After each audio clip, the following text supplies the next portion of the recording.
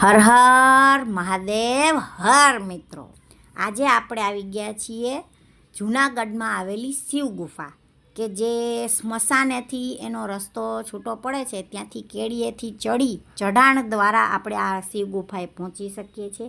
તો એ ત્યાંથી ચડવાનું અને જોગણિયા ડુંગર જે પ્રખ્યાત છે એ જોગણિયા ડુંગરની ટેકરી પર આ શિવ ગુફા આવેલી છે. તો આજે હું તમને આ શિવ ગુફાના દર્શન કરાવીશ અને સાથે સાથે મારી પાસે જે કંઈ પણ માહિતી છે શિવ ગુફાની એ પણ હું તમને થોડી આપીશ.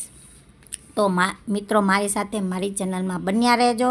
મારી ચેનલને લાઈક કરજો, શેર કરજો અને સબસ્ક્રાઈબ કરજો. તો મિત્રો, આપણે આ જોઈ લો, તમને અહીંથી જૂનાગઢ પણ દેખાશે. મિત્રો, જો આ જોગણિયા ડુંગરની સરસ મજાની અહીં લીલીછમ ડુંગરની વચ્ચે આ ગુફા આવેલી છે. તો જૂનાગઢ જિલ્લાના ગિરનાર પર્વત પર અનેક ધર્મસ્થળો, ગુફાઓ અને પ્રાચીન તીર્થો આવેલા છે. તેમાં શિવ ગુફા એક મહત્ત્વપૂર્ણ પવિત્ર સ્થાન છે, જે ગિરનારની પર્વતમાળાના અડધા માર્ગે આવેલું છે. આ ગુફા પ્રાચીન સમયમાં સાધુ સંતો માટે સાધના સ્થળ રહી ચૂકેલી છે અને આજે ભક્તજનો માટે આકર્ષણનું કેન્દ્ર છે.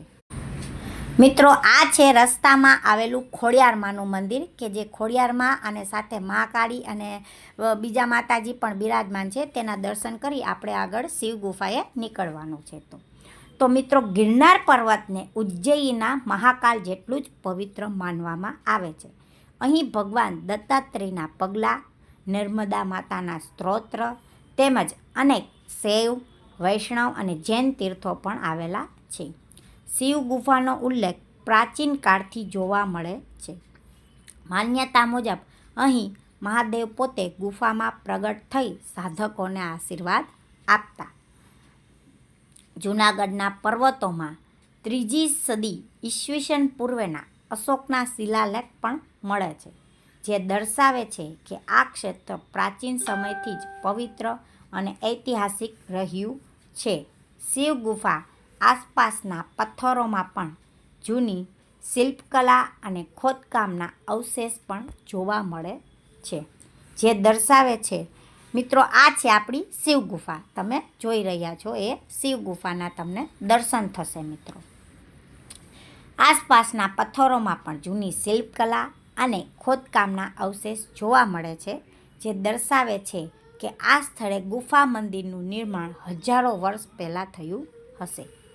શિવ ગુફા ખાસ કરીને મહાશિવરાત્રિના પ્રસંગે હજારો ભક્તોને આકર્ષે છે. ગિરનારની પર્વતમાળામાં આવેલા આ ગુફામાં ભક્તો પ્રાર્થના, જપ, ધૂન અને ધ્યાન માટે ભેગા થાય છે. આ ગુફામાં શિવલિંગ સ્થાપિત છે, જે પર્વતમાંથી સ્વયંભૂ પ્રગટ થયેલી માનવામાં આવે છે. સદીઓથી નાથ સંપ્રદાય અને અન્ય શૈવ સાધુઓ ગિરનાર પર્વતમાં સાધના કરતા આવ્યા છે. શિવ ગુફા એમના ધ્યાન અને સાધનાનું એક કેન્દ્ર રહી છે.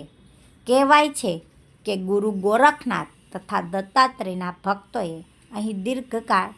મિત્રો, આ છે શિવ ગુફા અને એમની શિવલિંગના પણ તમને સાથે સાથે દર્શન થશે. મિત્રો, કે ગુરુ ગોરખનાથ તથા દત્તાત્રેયના ભક્તોએ અહીં દીર્ઘકાળ સુધી તપશ્ચર્યાઓ કરી હતી.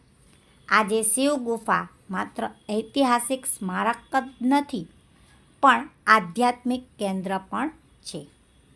ગિરનાર યાત્રા દરમિયાન હજારો યાત્રાળુઓ અહીં રોકાઈને દર્શન કરે છે. મિત્રો, જો આ મહાદેવના ત્રિશૂળના પણ સાથે સાથે તમને દર્શન થશે અને આ એમની શિવલિંગના પણ સાથે સાથે શિવ ગુફામાં આવેલ છે એના પણ દર્શન થશે. મિત્રો, તો ગિરનાર યાત્રા દરમિયાન હજારો યાત્રાળુઓ અહીં રોકાઈને દર્શન કરે છે. અહીંનું વાતાવરણ શાંતિમય અને રહસ્યમય છે, જે સાધના સ્થળ માટે અનુકૂળ માનવામાં આવે છે.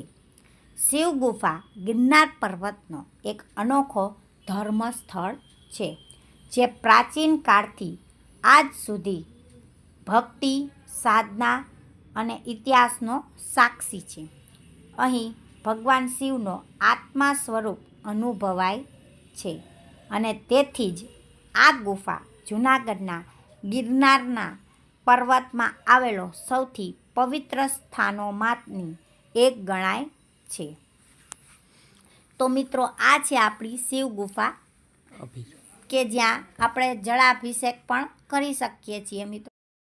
મિત્રો અહીં બીલીપત્ર પણ આપણે સાથે સાથે ચડાવી શકીએ છીએ. મિત્રો આ ગુફા એવી છે કે થોડીક કઠિન તો છે, અહીંની ચઢાઈ ખૂબ જ કઠિન છે. એક જ કેડીવાળો સિંગલ રસ્તો છે, એટલે કઠિન છે, પણ તમે જ્યારે અહીંયા આવો ત્યારે ખૂબ જ ધન્યતા અનુભવો છો અને કંઈક અલૌકિક શક્તિનો અનુભવ થાય એવું તમને અહીં અનુભૂતિ થાય છે મિત્રો. અને તમે જ્યારે પણ આ શિવ ગુફામાં આવો ત્યારે અહીં તાજા બીલીપત્ર, તાજા ફૂલ અને અત્તરની સુગંધ તમને આવે જ છે. અને એ એક અલૌકિક શક્તિએ જાણે ચડાવેલું હોય ને પૂજા કરેલી હોય એવું તમને દ્રશ્યમાન થાય છે, એમના દર્શન પણ થાય છે. એટલે સાક્ષાત અહીં શિવજી બિરાજમાન છે એવું કહેવામાં આવે છે મિત્રો. તો તમે જ્યારે પણ શિવ ગુફામાં આવે ત્યારે અહીં તમને એમના દર્શન પણ થશે, તમને કંઈક અનોખી અનુભૂતિ થશે મિત્રો. એટલે સરસ મજાની આ ગુફા છે. તમે એકવાર આવો ત્યારે જરૂરથી આ ગુફાની મુલાકાત અવશ્ય લેજો. ભલે થોડી કઠિન ચઢાઈ છે, પણ તમે એકવાર આવશો તો તમે અહીં ધન્યતા અનુભવી જશો મિત્રો. તો મિત્રો મારી પાસે જે કંઈ પણ માહિતી હતી એ મેં તમને કહી સંભળાવી, અને ફરીથી મળીશું આપણે નવા વિડીયો સાથે. ત્યાં સુધી જો તમને આ વિડીયો ગમ્યો હોય તો જરૂરથી કમેન્ટ કરજો અને લાઇક શેર જરૂરથી કરજો અને સબસ્ક્રાઈબ પણ જરૂરથી કરજો. તો ફરીથી મળીશું નવા વિડીયો સાથે. ત્યાં સુધી આવજો, ટાટા.